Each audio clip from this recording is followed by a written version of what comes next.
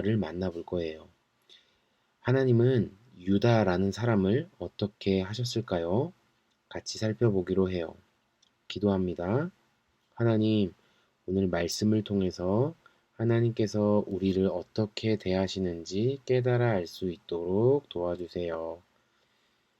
예수님의 이름으로 기도드립니다. 아멘. 단어 연구입니다. 첫 번째 단어는 며느리예요. 아들의 아내를 며느리라고 해요. 그러니까 우리 친구들이 만약에 결혼을 하게 되면 여러분의 만약에 남자면 남자 친구들의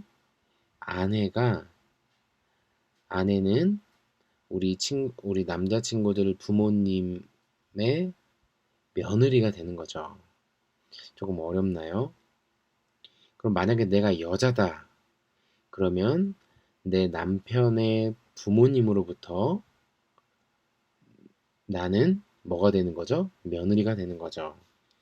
두 번째 단어는 시아버지입니다. 남편의 아버지를 시아버지라고 합니다. 남편의 아버지. 3번 창녀. 돈을 받고 몸을 파는 일을 하는 여자를 창녀라고 해요. 여러분, 하나님은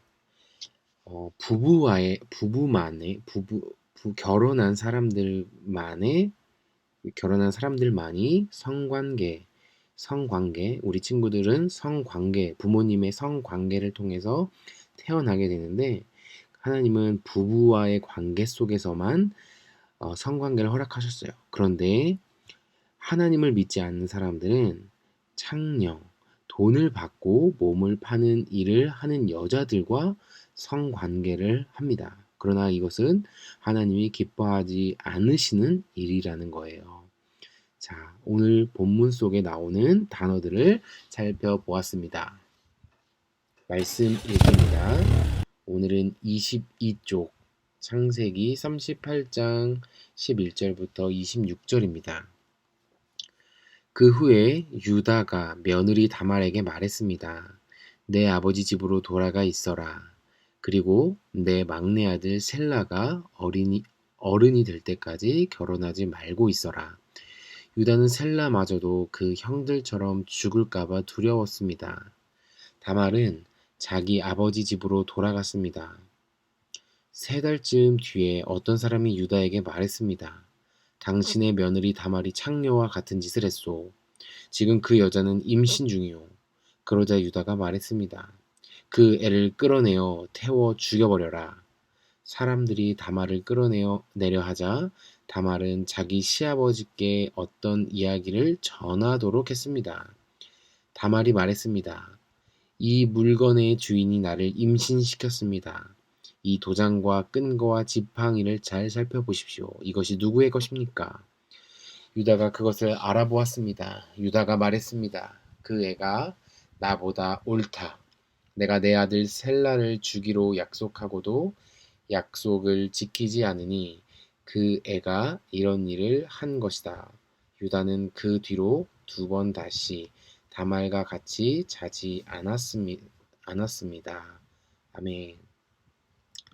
친구들, 오늘 말씀을 읽었는데 이해가 잘 안 된다면 우리 친구들 말씀을 이해해요를 먼저 보고 창세기 38장 1절부터 30절 전체를 한번 읽으면 조금 더 이해가 잘 될 것입니다. 읽고 발견해 옵니다. 첫 번째 읽기예요. 원인과 결과를 생각하면서 오늘 말씀을 소리내어 읽어보세요. 두 번째 읽기입니다. 두려웠습니다에 동그라미하고 유다가 두려워한 일의 밑줄을 그어보세요. 유다는 셀라마저도 형들처럼 죽을까봐 두려워했어요. 11절에 보면 나옵니다. 지금 셀라는 셋째 아들이에요. 그런데 지금 첫째 아들, 둘째 아들이 다 죽었어요. 그것은 이따 말씀을 이해해요를 보면 조금 더 이해가 쉬울 거예요. 2번입니다.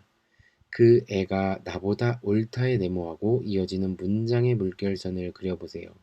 26절에 나옵니다. 유다가 한 말입니다. 내가 내 아들 셀라를 주기로 약속하고도 약속을 지키지 않으니 그 애가 이런 일을 한 것이다. 라고 말했습니다. 세 번째 일기입니다. 유다가 며느리 다말을 자기 아버지 집으로 돌아가게 한 이유는 무엇인가요? 11절 막내 아들인 셀라마저 죽을까봐 두려웠기 때문이죠. 유다가 며느리 다말을 두고 그 애가 나보다 옳다고 말한 이유는 무엇인가요? 원래는 막내 아들 셀라와 다말 사이에서 자식을 낳아 대를 이어가게 했어야 했는데 그 약속을 지키지 않았기 때문입니다. 다말의 행동이 그래서 옳다고 말한 것이죠. 말씀을 이해해요.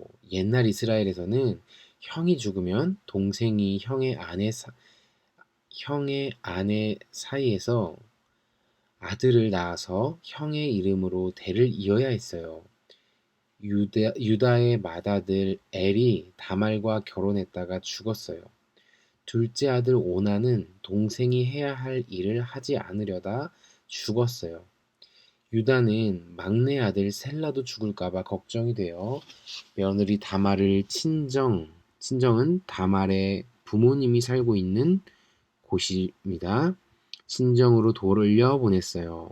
셀라가 어른이 되었는데도 유다가 다말과 결혼시키지 않자 다말이 꾀를 내어 유다의 아기를 가졌어요. 유다는 다말이 그렇게라도 대를 이으려고 했으니 약속을 어긴 자기보다 옳다고 인정했어요.